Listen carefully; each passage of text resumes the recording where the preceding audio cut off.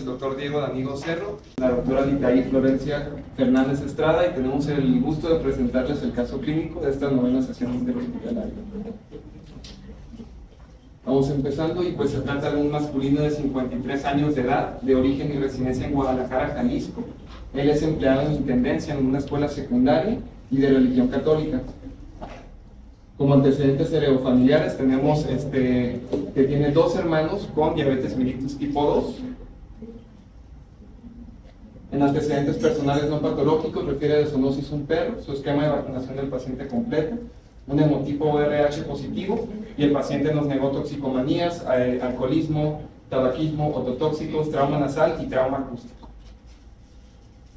Como antecedentes personales patológicos únicamente refiere diabetes mellitus tipo 2, de 15 años de evolución en tratamiento con metformina, 850 miligramos cada 12 horas, y un esquema de insulina NPH, 20 unidades por la mañana y 15 por la noche, y el paciente pues sí nos refiere que tiene un muy mal apego a su tratamiento médico, y refiere que llevaba más de 6 meses sin llevar un control metabólico en estudios de sangre. El paciente acude a nuestra institución por presentar otalgia y otorrea derecha. No ser referido desde el servicio de urgencias por presentar otalgia derecha de 9 días de evolución constante, progresiva. Esta era de tipo punzante, 8 de 10 en la escala analógica del dolor, sin irradiaciones ni alteraciones en la sensibilidad en esta área. Además refiere a otorrea derecha de 8 días de evolución en moderada cantidad, amarillenta, fétida, y también refiere hipoacusia de 7 días de evolución constante, progresiva, con dificultad para la discriminación fonémica, sin predominio de tonos, y el paciente negaba la paracusia de Weber y de Willis. Además refiere tinnitus derecho de 7 días de evolución, igual constante, no progresivo, de una tonalidad grave, no pulsátil y que tampoco interrumpía el sueño. Por lo que con estos datos y a la exploración física que vamos a mencionar un poquito más adelante, se realizó un diagnóstico de una otitis media aguda supurativa sin datos de alarma ni complicaciones aparentes. Se inicia el tratamiento a base de levofloxacino, esto por el factor de riesgo que el paciente tiene una diabetes mellitus mal controlada, y asimismo damos AINES.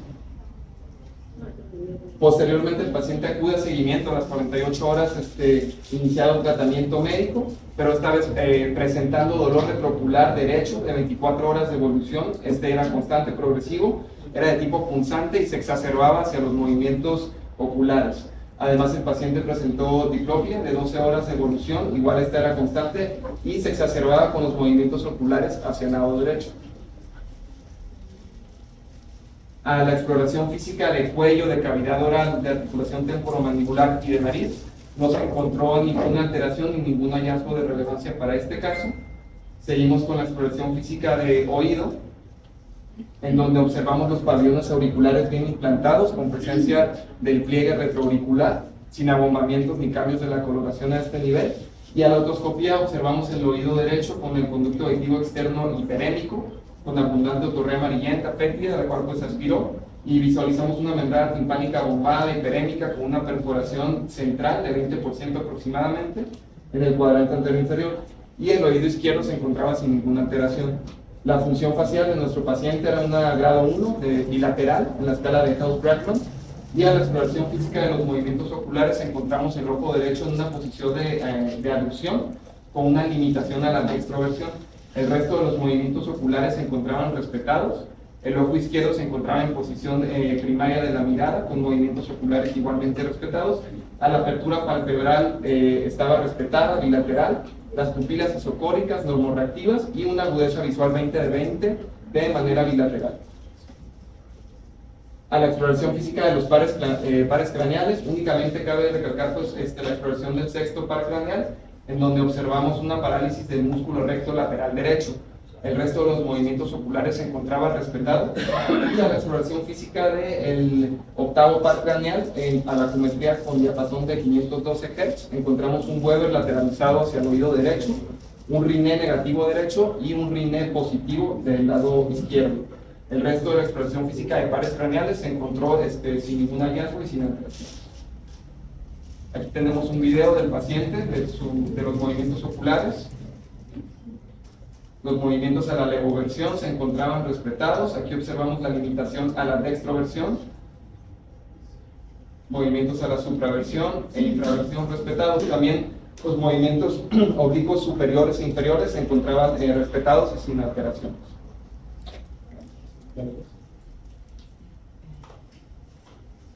Le solicitamos estudios laboratoriales, en donde cabe pues, destacar la glucosa en ayunas de 371 miligramos sobre decilitro y una hemoglobina glucosilada de 13%. Los reactantes de fase aguda, como la velocidad de sedimentación globular y la proteína C reactiva, se encontraban levemente elevados, con una procalcitonina negativa, y el resto de los laboratoriales se encontraba dentro de los valores normales.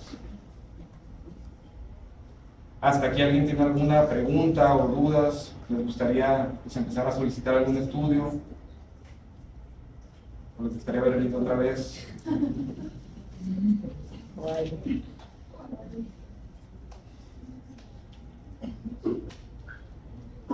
Bueno, pasamos. Le solicitamos un estudio de audiometría, en donde observamos una hipoacusia moderada con un PTA de 63.57 y de tipo conductiva con un gap de 51. El oído izquierdo se encontraba con normal función. ¿Les gustaría solicitar algún tipo de estudio adicional, de imagen, de laboratorial? Dime. ¿Eran estudios espirituales? ¿Como videohistamografía dices? O algo por el estilo. No, no se lo realizaron porque el paciente... Nada. No. ¿En la exploración había algo de cirugía? No, de hecho el paciente no presentaba vértigo ni mareo. Pero, por ejemplo, si el vértigo puede ser en un momento agudo de un mareo vértigo, pues. Ajá. Pero de manera crónica, a lo mejor nunca tuvo vértigo, pero sí puede tener pérdida de ganancias en el hemiquil, por ejemplo, o en el hérico. Sí. No, pero no sé si estaba afectado. No se encontraba sin ninguna alteración, ningún síntoma vestibular tampoco. ¿Alguna otra duda o pregunta? ¿Cefaleas no tuvo? El dolor retroocular, que sí se irradiaba a la porción de la hemicara derecha, incluyendo pues toda la porción occipital de cráneo. Y antes de ese dolor retroocular nunca tuvo cefaleas aisladas, migrañas. No, el paciente no se conocía migrañoso ni con cefaleas tensionales ni nada de ese tipo. Bueno, porque se integra como un síndrome como tipo gradenivo, pues por lo que mencionas dolor retroocular. Claro. Pero digo, ya pensando en solicitar estudios, te pregunto de las cefaleas por, no sé, un quiste aracnoideo, un granuloma, no tenía o así que a lo mejor genere efecto de masa, dolor de cabeza, de manera nunca se estudió, pero ya se expresó complicación o algo por el estilo, ¿no? Sí, no presentó ningún síntoma de aumento de presión intracraneal o algo así, no, datos de mentismo. Muy bien. Pues nosotros optamos por iniciar tomando una tomografía computarizada. Y aquí estamos viendo una tomografía de oído, simple del lado izquierdo y contrastada del lado derecho, unos cortes axiales que estamos viendo ahorita, en una ventana para tejido óseo. Y en el oído derecho observamos las encías mastoideas bien desarrolladas, parcialmente ocupadas por material isodenso en tejido blando. A este nivel del apex petroso en su porción más anteromedial se encuentra por ahora sin ninguna alteración. Aquí estamos observando igual todavía la misma ocupación de las encías mastoideas, que aparentemente no está condicionando ningún cambio expansivo ni erosiones de las trabeculaciones de las mismas endillas. Y observamos ahora sí ambos apex petrosos pues que se encuentran no desarrollados, no neumatizados, aparentemente diploicos. Aquí observamos ya a nivel del oído medio que está ocupado en su totalidad por esta densidad de tejido blando. A nivel al menos de la articulación pudomalleolar se observa íntegra, sin erosiones aparentes. Las estructuras del oído interno las encontramos en morfología adecuada. El canal carotidio se encuentra pues en su porción petrosa sin ninguna erosión a este nivel y con un adecuado paso al medio de contraste. Aquí en este corte más caudal ya empezamos a observar a nivel de la unión petroclival cambios de tipo erosivos, sobre todo en la porción más anteromedial del apex petroso y a nivel de la cortical de la lámina cuadrangular del esfenoides, en su porción derecha, y también la aparente erosión del canal carotidio. Y si lo observamos en el estudio contrastado, que pues el contraste no es muy bueno, pero se observa una disminución en la captación del contraste a este nivel. Aquí seguimos observando los cambios osteolíticos a nivel de todo el peñasco del temporal, como la misma erosión del clivus en toda su porción lateral. Vemos el conducto auditivo externo que está prácticamente completamente ocupado por densidad de tejidos blandos, que no condiciona erosión ni expansión de las paredes del conducto.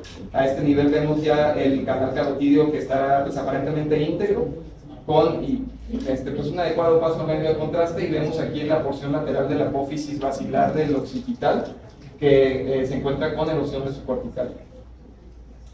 Aquí seguimos viendo una tomografía de oído, de este lado izquierdo una tomografía simple y del lado derecho contrastada. Vemos las heridas mastroideas que están pues, bien desarrolladas, urnias hacia su punta, y vemos que las derechas siguen pues, ocupadas por esta densidad a tejidos blandos. Observamos el oído medio que se encuentra completamente ocupado igual, sin aparente erosión del tegmen mastroideo ni del tegmen tímpani. Las estructuras de los conductos semicirculares y el vestíbulo y el conducto auditivo interno de morfología adecuada. Y vemos aquí a la porción retrolaberíntica del ápex petroso con cambios en su densidad ósea. En este corte más anterior empezamos ya a ver la cóclea, que igual se encuentra sin ninguna alteración aparente, y vemos aquí estos cambios osteolíticos a nivel del peñasco del temporal, y aquí se observa la erosión de la cortical de la apófisis basilar del occipital. Y pues aquí seguimos viendo igual estos cambios, la pérdida sobre todo de la densidad ósea a nivel del ápex petroso, y pues la cortical del clivus, prácticamente toda erosionada en su porción derecha. ¿Les gustaría ver alguno de estos cortes en especial o solicitar algún otro estudio complementario?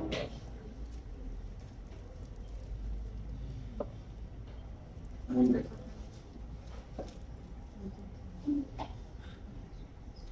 Pues este paciente se ganó su resonancia magnética. Estamos viendo aquí una resonancia magnética de oído con enfoque a fosa craneal posterior. Aquí estamos viendo cortes axiales. Del lado izquierdo tenemos un T1 sin supresión de grasa, y del lado derecho un T1 contrastada con gadolinio con supresión de grasa. Y aquí del lado derecho observamos las encías mastroideas que están pues, ocupadas por una señal hipointensa, y justo aquí, justamente posterior al nivel de la arteria carótida interna, vemos el ápex petroso que se encuentra hipointenso, que de hecho pues, si lo comparamos con el lado contralateral, con el oído izquierdo, vemos señales hiperintensas sugestivas pues, de grasa de la médula ósea en un ápex petroso diploico sano. En esta imagen contrastada estamos observando que hay un realce difuso, heterogéneo a nivel de las encías mastroideas y a nivel del ápex petroso, y también se observa en la porción petrosa del canal carotidio, que hay una disminución en la captación del medio de contraste. En unos cortes más caudales seguimos viendo aquí pues esta pérdida de la interfaz de grasa a nivel del ápex petroso del lado derecho, y pues aquí vemos también a nivel de el canal de Dorelo, que sería a nivel de la fisura petrooccipital, un engrosamiento y un realce a este nivel. Aquí seguimos viendo pues estas lesiones hipointensas a nivel del clivus también y en el ápex petroso.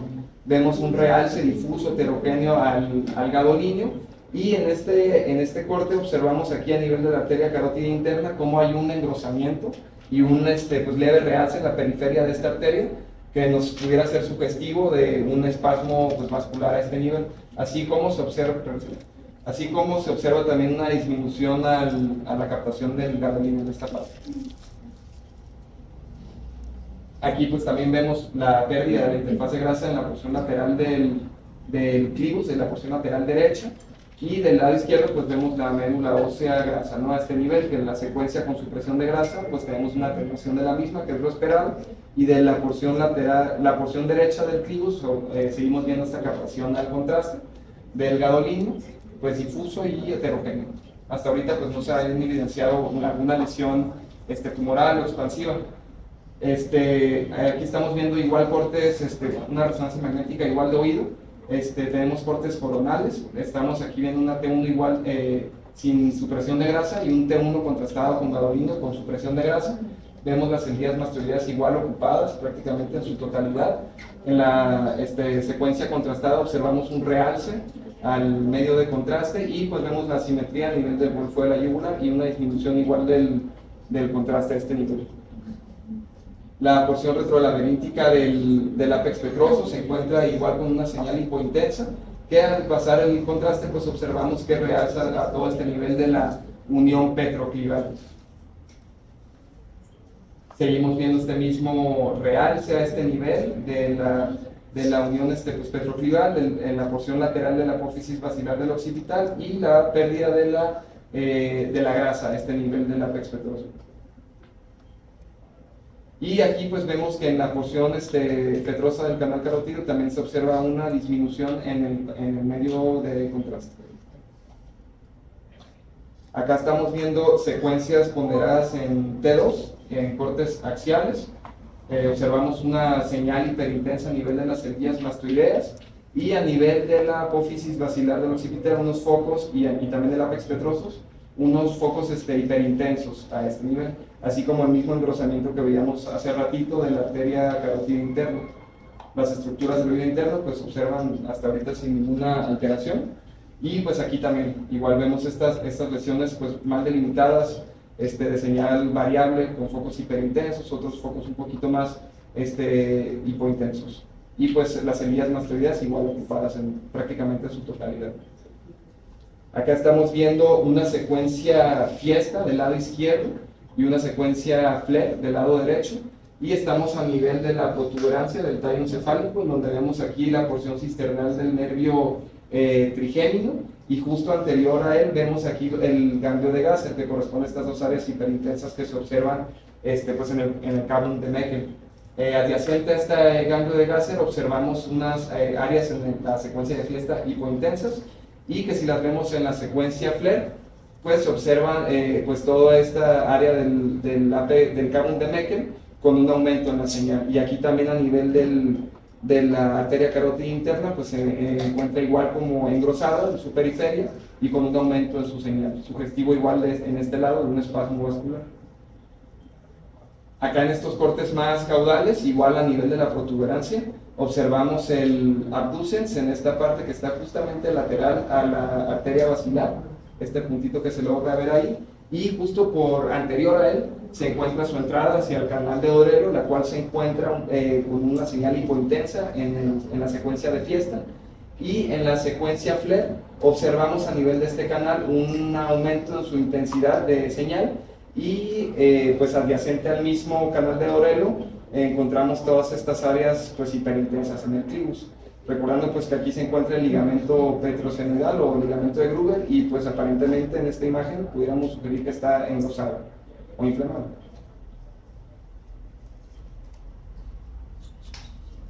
No sé si les gustaría ver algún corte en especial o preguntas que tengan.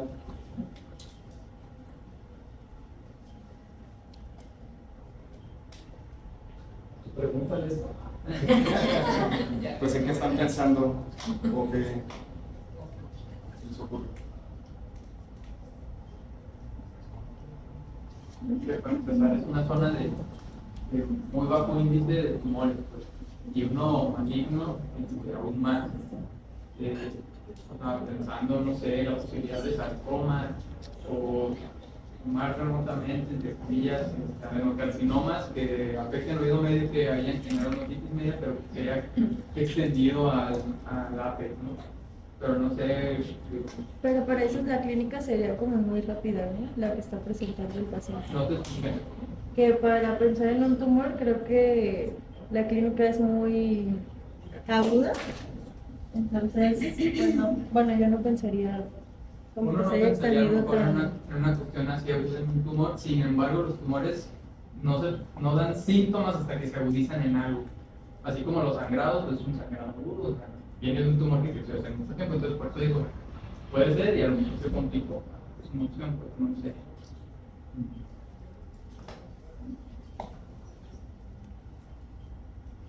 Pues ¿alguien más tiene alguna otra idea de lo que pudiera ser? por la clínica, pues se ven lesiones tumorales o expansivas, simplemente con una lesión difusa inflamatoria. Sí, con la pura clínica, ¿qué hubieran pensado? Fíjate que algunos cambios también inflamatorios en la rinofaringe y el conducto activo externo de las cosas, pues, o sea, se ve que trae muchas cosas. Todo lo que dijiste estoy totalmente de acuerdo, pero también trae poquitas más cosas. Pues, el bate viene bien permeado. Pues sí. Los cambios, fíjate que yo me distraje un poquito porque me llamaron por teléfono cuando estabas presentando los axiales de Parque. ¿Podrías ponerte claro. Más adelante.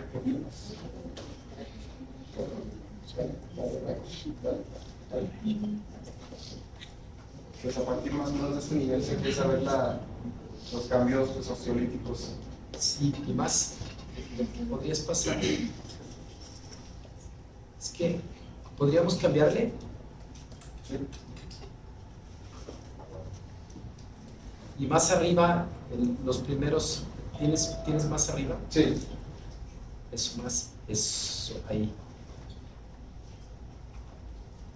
Sí, porque ahora le regresamos, porque fíjate que lo de la apicitis, estoy de acuerdo que clínicamente podía ser, pero no le veo claramente que haya tenido semillas en la punta de la mastoide, en la punta del peñasco, como para pensar en eso.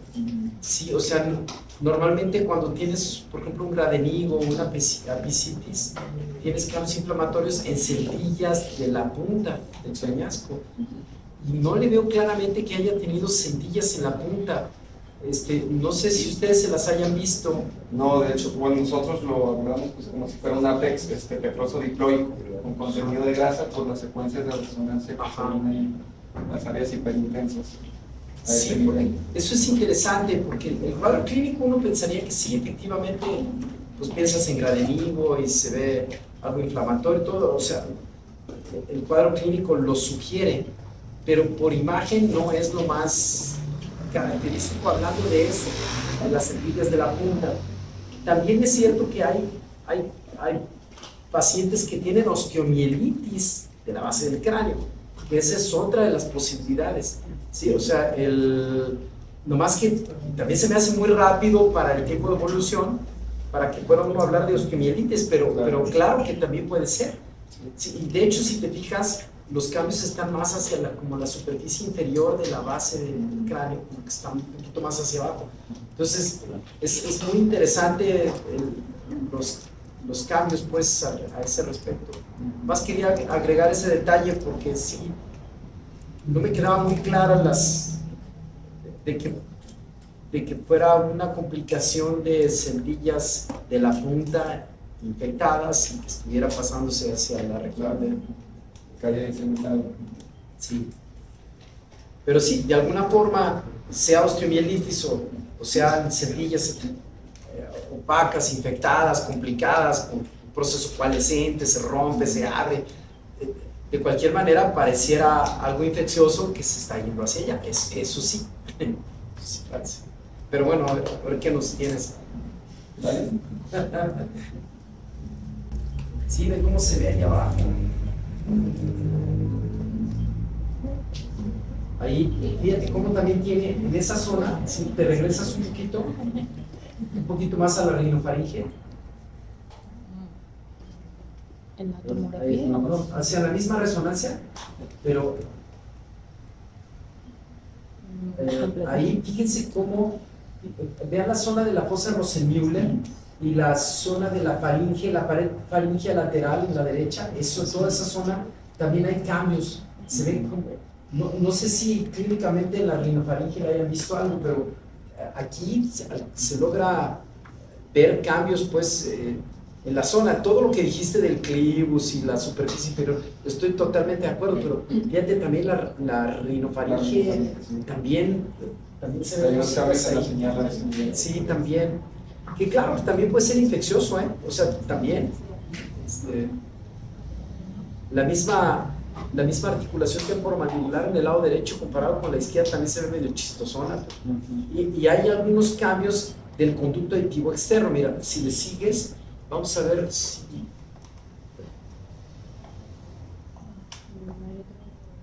parte más crece, ¿verdad?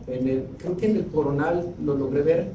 Ahí, mira, si comparas un conducto con el otro, los conductos auditivos externos, pareciera que tuvieras otitis externa derecha también. Sí. ¿Sí? De hecho, una de las complicaciones de la otitis externa maligna es la osteomielitis de la base del cráneo. Entre otras, podría ser también. Claro. Sí, a este nivel más o menos. Pero bueno, ahí se ven cambios que, fíjate cómo tiene la zona de las fisuras de Santorini y esas áreas, se ve un reforzamiento ahí chistosón. Eso, es todo eso de ahí. No lo sé, pero desde el punto de vista de imagen está súper interesante. Sí. Igual en el fiesta. Mira ahí, ve el techo, una previa, esa, ve el techo del conducto auditivo externo derecho. Ve el reforzamiento, cómo está en esa B, ahí que tiene gadolinio, cómo se ve comparativamente con la contralateral. La zona de la base, la superficie inferior de la punta, el mismo clivus, sí, creo que ya no doy mucho más, pero sí, todos esos cambios están interesantes. Sí. Y pues también dar en el fiesta. Y pues también este nivel que se ve, pues el carbón de Meckel, el Sí. ganglio de Gassen, pues Sí, con sí. todo este tejido, bueno, esta señal hiperintensa, ¿no? Presenta el mismo. Y eso explica lo neurológico de tu paciente. Y la oftalmoplegia, y el dolor, y la parálisis del sexo. Así es. Bueno. Pues efectivamente es un síndrome de Gran-Enigo secundario a una petrocitis apical derecha.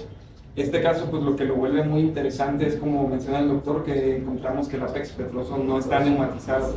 Y pues normalmente la petrocitis apical se ve en pacientes con semillas mastoideas a este nivel, que representa más o menos el 9-30% de la población, pero pues también hay otras vías de diseminación, como es la hematógena, que pudiera llegar hasta este nivel del apex petroso en un apex diploico, pues con médula ósea. Sí, o lo que comentábamos, el conducto auditivo externo, en el diabético es común la otitis externa necrotizante que se complique con la extensión del proceso infeccioso hacia la base. También puede ser. Ahí está.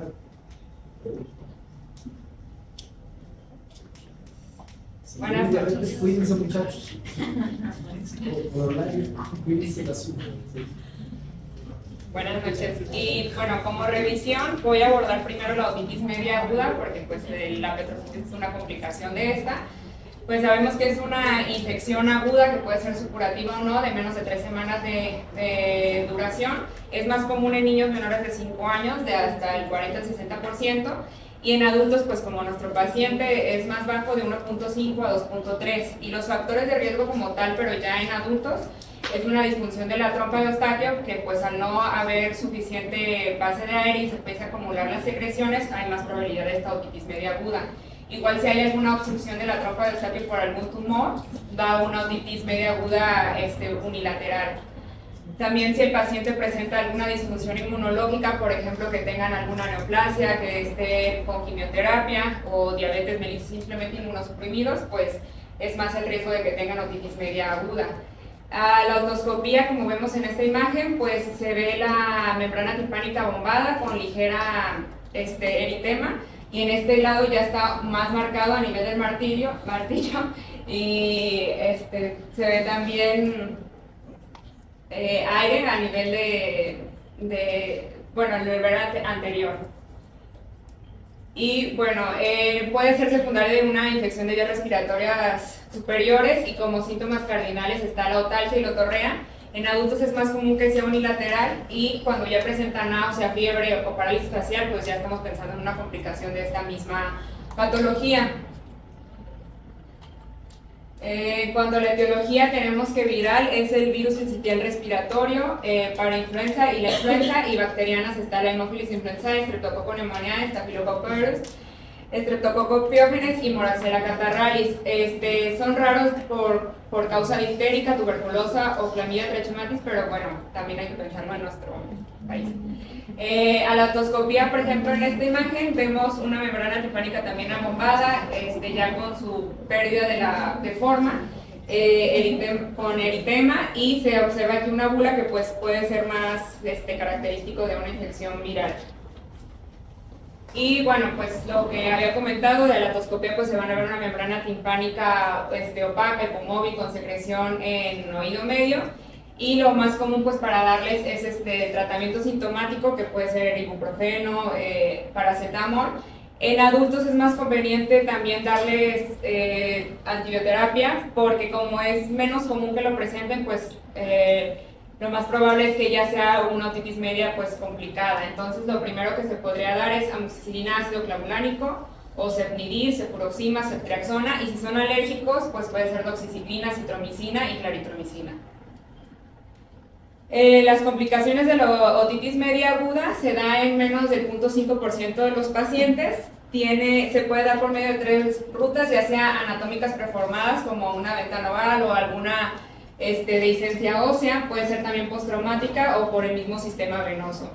Estas se dividen en intratemporales extracraneales, que pues pertenecen al hueso temporal, y en las intracraneales extratemporales. En cuanto a las intratemporales, pues la más común es la mastoiditis, aunque también se presenta en el menos del 0.4% de los pacientes, y puede darse sin periostoitis, osteitis o con estas, subaguda, oculta o crónica. También puede dar parálisis facial, laberintitis, pues pensar cuando tiene el paciente vértigo, acúfeno, y petrositis, pues como nuestro paciente. En cuanto a las complicaciones intracraneales, está la meningitis, abscesos intracraneales ya sea extradurales o cerebrales, empiema subdural, tromboflebitis del seno sigmoideo y la hidrocefalia autógena. Y bueno, ya abordando un poco más de la anatomía pues, específica más de nuestro paciente, tenemos que el área petrosa del hueso temporal es la medial, y en esta está el conducto auditivo interno, el ápex petroso, y el ápex petroso es la parte más anterior y medial de esta parte, que pues tiene forma de pirámide. En cuanto a su parte anterior del ápex petroso está la fosa craneal media junto con la arteria carótida interna, la posterior está la fosa craneal posterior, medial está el canal de Dorelo por donde discurre el nervio craneal 6 y el de Meckel donde discurre el 5, y pues lateral tenemos el conducto auditivo interno. Y bueno, pues como vemos está muy, el ápex petroso albergan pues muchos pares, bueno, más bien albergan nervios craneales. Por ejemplo, aquí el 1 está representado el nervio craneal número 7, el 2 el nervio craneal 8, vestíbulo coclear, y vienen del conducto auditivo interno. También está el ganglio del trigémino, que está representado aquí, que está justo en el ápex petroso, y como en este asterisco que se ve, pues es la impresión del trigémino.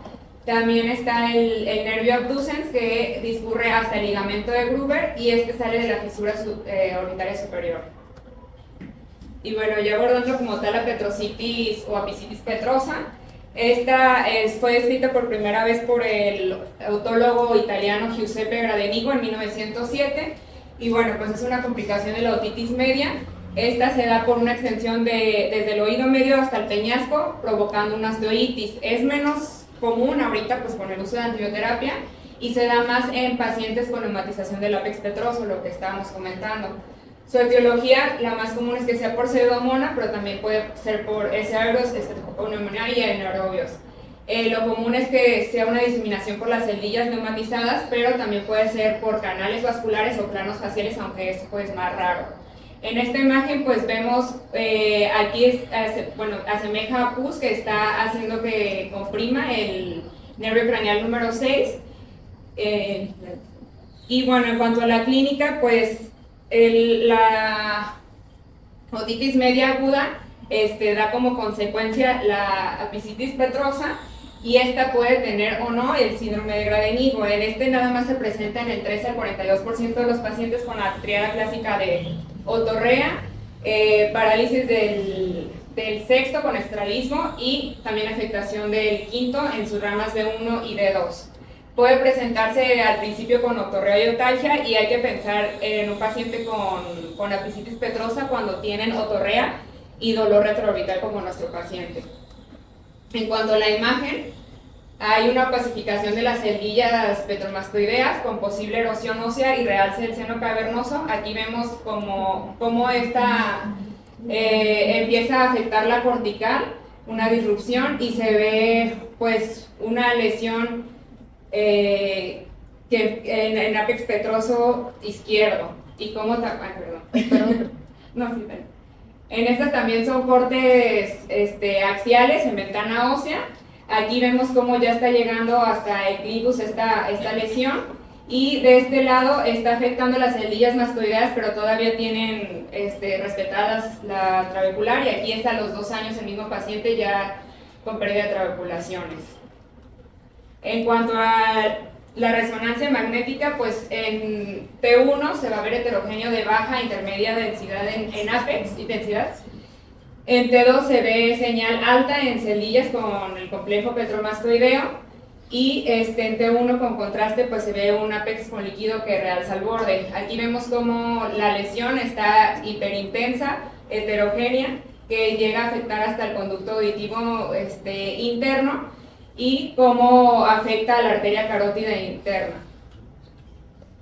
También es una resonancia en T1 con contraste, y vemos cómo el conducto auditivo interno tiene un flemón que realza a sus bordes, y esta es una angioresonancia del mismo paciente, en donde vemos cómo la compresión de la arteria carótida interna pues secundaria a esta misma infección.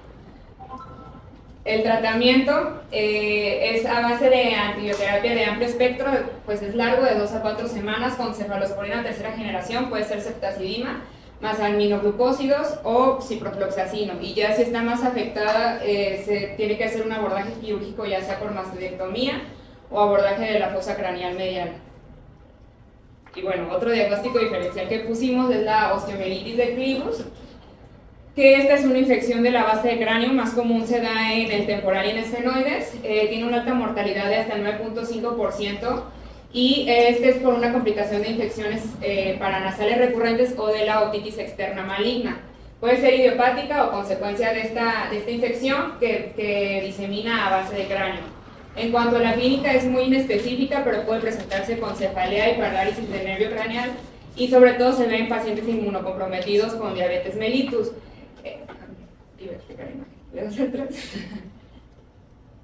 Esta es una tomografía sagital, también a ventana ósea, en donde vemos aquí gas en el clivus que pues nos hace pensar en esta osteomielitis. En cuanto a la fisiopatología, pues es muy incierta, pero existen factores que contribuyen a esta, como una fagocitosis alterada, actividad deficiente de los leucos, degradación intracelular.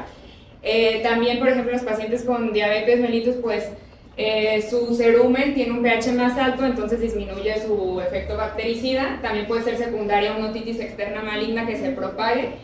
Y pues bueno, la infección va desde el conducto auditivo externo por los agujeros hacia la base del cráneo, provocando pues neuropatías en los pares craneales, y también puede afectar la parótida y la articulación temporomandibular. En cuanto a su diagnóstico, es importante tomar BCG pues para hacer también diagnóstico diferencial con alguna neoplasia o malignidad, y pues para ir viendo la respuesta al tratamiento. En la tomografía se va a ver una erosión y dismineralización ósea, como aquí vemos cómo está, es una tomografía sagital en ventana ósea, y vemos cómo se ve esta lesión hipodensa con gas retrofaringio y osteomielitis del clivus. Este es el mismo paciente, nada más en un corte axial. Igual aquí se ve el gas y la osteomielitis del clivus. Y bueno, la resonancia magnética pues nos ayuda, ya sabemos, pues a ver más los tejidos blandos, y para ver las complicaciones como trombosis y diseminación intracraneal. Esta es una resonancia magnética en T1 con contraste y supresión grasa, en donde se ve cómo realza heterogéneamente la lesión, y cómo aquí se ve hipointenso porque es un trombo que pues ya está afectando este lado. En cuanto al tratamiento, en cuanto al diagnóstico, tenemos primero que hacer cultivo pues para ver si es bacteriano por Pseudomonas aeruginosa o si es fúngico por Aspergillus o Cephalosporum. Y bueno, si es bacteriano hay que darle un tratamiento de 6 a 20 semanas con piperacillina, tazobactam, ceftazidima o ciprofloxacino, y si es fúngico tiene que ser de 6 a 12 meses con anfotericina B, posaconazol, voriconazol, caspofungina, y aparte hacerle un debridamiento quirúrgico. También si ya el paciente presenta algún absceso o destrucción ósea pues ya más extensa, también hay que abordarlo quirúrgicamente. Y otro de los diagnósticos diferenciales es la petrocitis tuberculosa. Esta es dada por Mycobacterium tuberculosis, que pues es una causa muy rara de mastoiditis, y todavía más rara de petrocitis tuberculosa. Se da solamente en el 0.03 de los pacientes con tuberculosis y puede ser por tres vías, ya sea de la trompa de Eustaquio al oído medio, por diseminación hematógena o por una implantación directa en el conducto auditivo externo, donde hay una perforación de la membrana timpánica. La clínica pues se presenta primero con otorrea escasa y acuosa y después se hace espesa y purulenta. Es muy importante que estos pacientes tienen pues ausencia de dolor pues para poder pensar en este diagnóstico. Comienzan con una hipoacusia conductiva, pero cuando ya hay afectación coclear pues se vuelve neurosensorial o mixta. Y por ejemplo, si ya estamos abordando el paciente quirúrgicamente y el cirujano observa un tejido de granulación avascular pálido en el oído medio, pues hay que pensar en una petrocitis tuberculosa, y también puede tener parálisis del nervio craneal 6. En cuanto a la imagen, pues es sobre todo en mastoides bien neumatizadas hasta en el 66%, y se va a ver un proceso ocupante isodenso difuso, como puede haber erosión ósea, lisis del plato cortical, y pues como complicación, pues lisis del promontorio y los conductos semicirculares. En cuanto a la resonancia magnética, estas son en T1 con contraste. Estos son cortes axiales, estos son coronales. Aquí vemos cómo está la afectación del ápex petroso, cómo realza a sus bordes, y en el centro está hipointenso.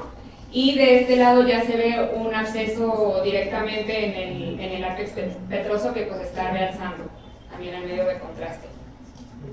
Y en cuanto al diagnóstico, pues con cultivo de tinción no es muy bueno porque da menos del 20% de diagnóstico, y es mejor hacer histológico, aunque den falsos negativos hasta el 10%, y pues lo común es que veamos granulomas calcificantes, pues, los de siempre de la tuberculosis, o también hacer PCR. En cuanto al tratamiento, pues es como cualquier tuberculosis extrapulmonar, hay que hacer una fase diaria de 50 dosis con isoniazida, rifampicina y tiracinamida. Una fase bisemanal de 32 dosis con isoniazida y rifampicina, y cuando ya tienen algún absceso superióstico o parálisis del nervio facial tiene que ser un abordaje quirúrgico, aunque para la parálisis del nervio facial todavía está muy controvertido este abordaje.